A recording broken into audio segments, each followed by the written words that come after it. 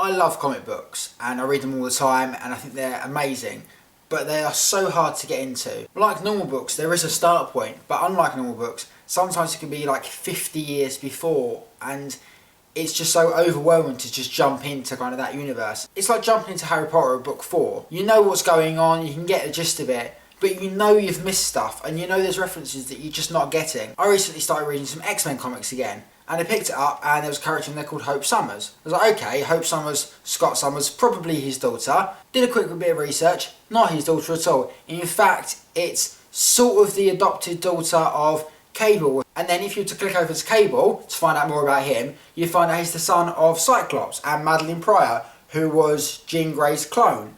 And you find out he's actually got 2 alternate versions. One's a clone of Cable himself, and one's from an alternate universe, and he's not got a virus that Cable has. You can spend hours just lost on Wikipedia just to research to know who one character is in a comic.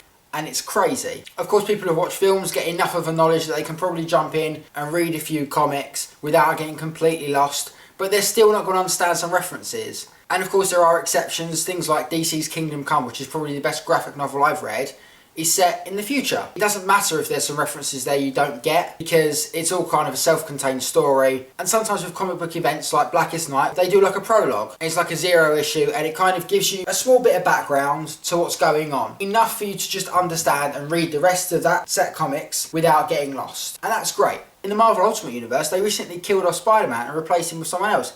Imagine if you stopped reading and then 6 months later you picked it up and suddenly Spider-Man was a black guy in a different costume. You'd be like, whoa, what happened here? And then you have to go back and do all this other reading or spend hours on Wikipedia, and it's a nightmare. However, last year, DC Comics rebooted their universe. They started off with all new #1 issues, and it was a great time to get involved. There was still some back history there. Green Lantern and Batman pretty much carried on from where they left off, but a lot of other comics just started from the beginning again. But this month here, September, is the best month to get involved in DC Comics, because what DC are doing this year is they're doing 0 issues. Essentially a 0 issue is set before #1, obviously, but it's a background to all their characters. You can read 0 issues of Batman, Dark Knight and Detective Comics and literally just get Batman's history. And it's great, you don't have to have any pre-knowledge of Batman. You can just read these 3 comics. 3 comics to understand the history is brilliant. Green Lantern Corps Zero tells you Guy Gardner from the start to being Green Lantern, and then that's it, you've got him. You've got his background,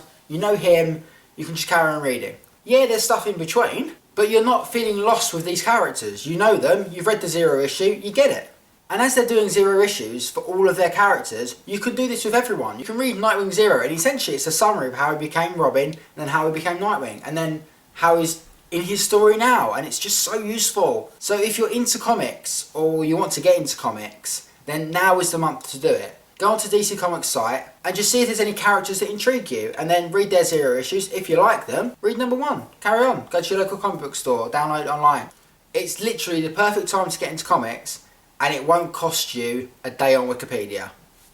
Who can have better than that?